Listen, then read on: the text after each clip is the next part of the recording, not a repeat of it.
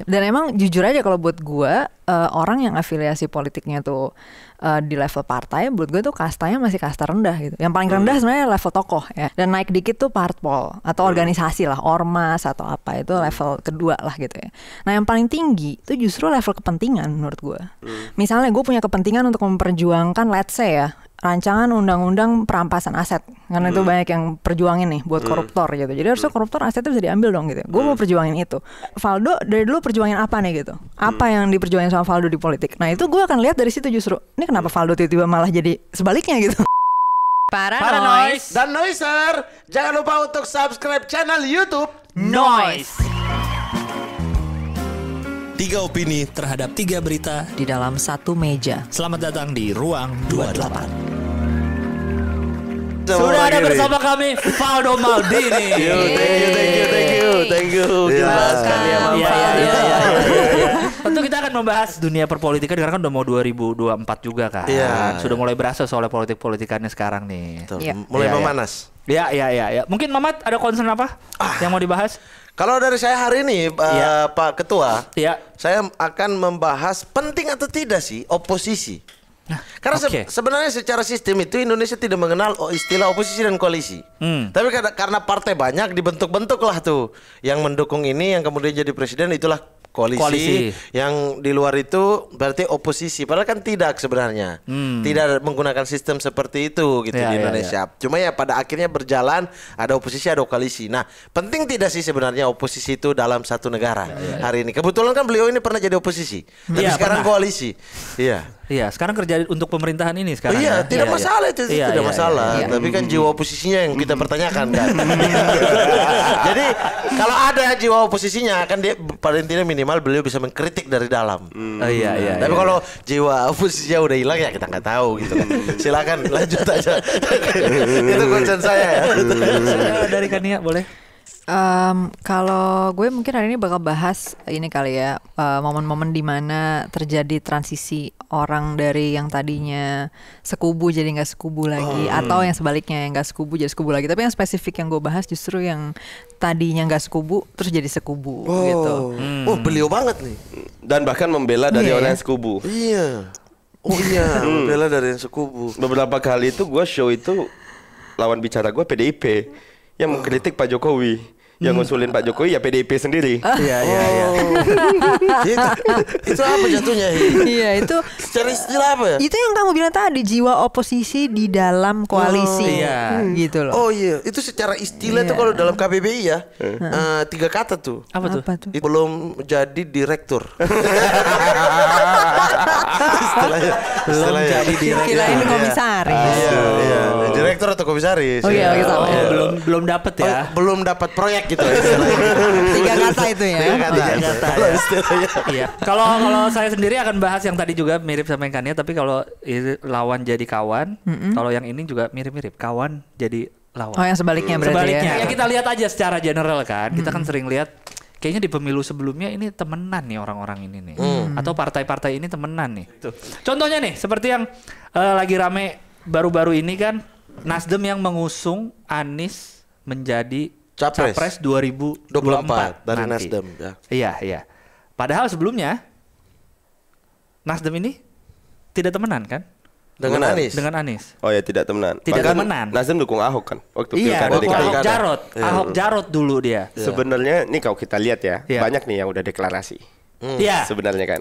Gerindra deklarasi, Golkar deklarasi. Tapi Gerindra nggak disuruh PKB deklarasi, keluar dari partai ini, dari kabinet ya? Karena nggak ngomong antitesa.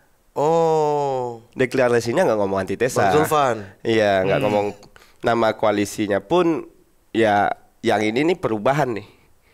Nah, kalau bicara perubahan berarti kan ada sesuatu yang pengen dikoreksi, which is it's good in dalam ini ya, dalam konteks elektoral. Memang kan pemilu ya mengoreksi pemerintah sebelumnya dan sebagainya gitu. Kayak kejadian waktu gua di PAN, Pak. Jadi waktu gua di PAN tahun 2018 waktu itu, PAN juga di dalam kabinet.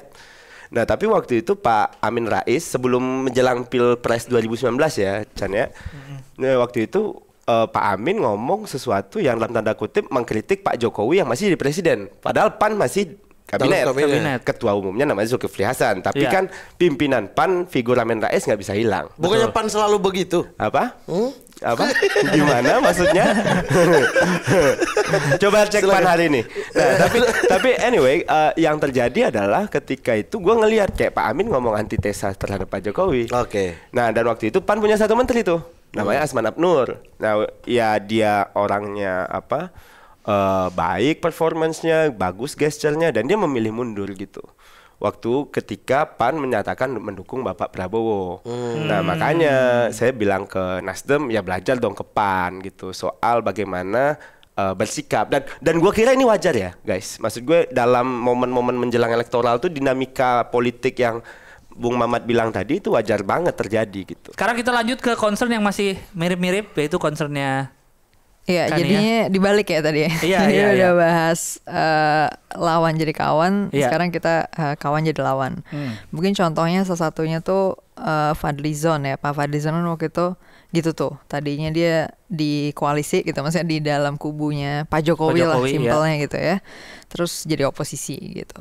Atau yang lainnya contohnya Ngabalin ya, waktu itu juga kayak gitu. Nah, cuman mungkin di sini kita mau ambil sampel yang lebih ada orangnya di sini gitu ya. Siapa tuh? Valdo.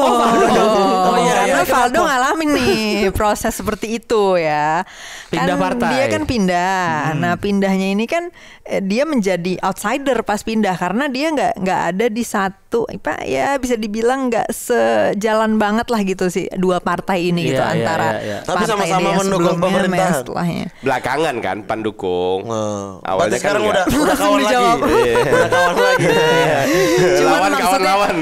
Kan kalau dari sisi narasi besarnya secara brand gitu ya, kan sebenarnya mereka agak beda nih brandingnya gitu. Yang satu ngurus ibu kota doang. Sayang ibu kota. Sayang ibu kota. Kan PSI sayang ibu kota. Seputar. Oh ya. Astaga. Valdo gimana Valdo? Ya kalau gue sih maksud gue yakin lah lu semua pasti ngerti bahwa di politik ada yang party ID. Party ID kita kan nggak kuat gitu loh. Jadi nggak kuat tuh dalam artian nggak ada, gimana ya bahasanya? Kalau gue Nasdem, gue kan Nasdem terus. Gak gitu juga gitu loh Pak. Enggak gitu Pak. Jadi masalah. Kita ambil contoh deh dua tokoh yang hari ini mungkin namanya gede lah. Ya ada bisa mengambil contoh seperti Mas Ganjar. Let's say Mas Ganjar. Mas Ganjar dari awal berpolitik dia di PDIP, maju DPR, kalah dulu loh. Kalah maju DPR, tiba-tiba yang kepilih itu jadi dubes diangkat Bu Mega, dia jadi anggota DPR. Iya kan? Dia jadi anggota DPR-nya PAW loh bos gitu loh ya. Ya berarti caleg kalah kayak gue nggak masalah-masalah banget gitu loh. Nah, tapi sambil berdoa semoga di PAW yang di atas saya gitu. Kita lihat satu lagi contoh Mas Anies Baswedan. Ya kan? Jangan lupa 2012 Mas Anies itu ikut konvensi Capres Demokrat. Turun tangan, ya kan? Kalah. Habis itu menjadi jubir Pak Jokowi di 2014 yang sangat brilian, ya kan? 2017 dia maju melawan Pak Ahok yang waktu itu wakilnya Pak Jokowi. Dan di 2019 ya beliau masih jadi gubernur, mungkin ya berusaha untuk tidak terlibat dalam pertempuran antara Pak Prabowo dan Pak Jokowi gitu. Dan hari ini ya beliau sama Partai Nasional Demokrat sudah dideklarasikan gitu kan. Ya jadi ini pilihan menurut gua. Apakah lu mau pilih jalan yang tetap stay atau lu mau pilih jalan yang zigzag Nah, pilihan itu keluar berdasarkan apa? Nah, berdasarkan cuan. Wah, di sana cuannya bagus nih, ke sana. Ya, maksud gue gini, Mat. Ya, gue sih beberapa kali ngejokes ya sama yang senior-senior itu. Kalau mau pindah partai, mungkin enaknya pas lagi muda-muda begini. Kenapa? Karena kalau lu makin senior, lu makin banyak pertimbangan, Pak. Iya kan, lu makin banyak pertimbangan, lu makin banyak gerbong, lu makin banyak tugas yang udah lu kerjakan dalam jeda tertentu. Kita nggak tahu lu punya dosa apa enggak gitu loh. Nah, kalau muda-muda kayak kita ini kan nggak susah-susah banget. Apa kita belum kerja apa-apa, dosanya di mana gitu loh kan? Ya dosa politik terutama ya. Jadi nggak terlalu banyak perhitungan ketika pengen lompat gitu loh bos. Nah ini akan makin complicated ketika kita udah makin senior menurut gua. Makanya gua ngelihat beberapa Emil Dardak 5 KTA partainya dulu Pak. Udah 5 kali pindah partai. Sekarang ketua Demokrat Jawa Timur. Ya kan? Dan nggak ada yang mempermasalahkan gitu kan. Kalau buat gue pribadi justru tadi kan Mamat sempat nanya kenapa sih orang pindah partai gitu misalnya, atau tadi Valdo juga cerita kayak jarang nih ada orang yang stay di partai itu mulu gitu segala macam. Dan emang jujur aja kalau buat gue orang yang afiliasi politiknya tuh di level partai, buat gue tuh kastanya masih kasta rendah gitu. Yang paling rendah sebenarnya level tokoh ya. Afiliasi politik level tokoh tuh kasta paling rendah menurut gue dalam partisipasi politik. Dan naik dikit tuh partpol atau organisasi lah, ormas atau apa, itu level kedua lah gitu ya. Nah yang paling tinggi itu justru level kepentingan menurut gue.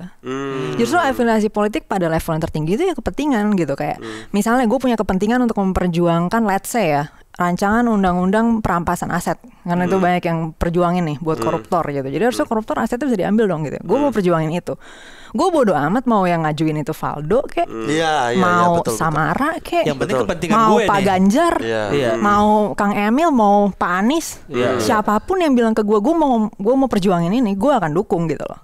Nah itu level ketokohan. Dan level partai juga sama. Menurut gue misalnya Valdo dari awal punya visi, gue mau berpolitik buat ngubah ini misalnya, ngubah A.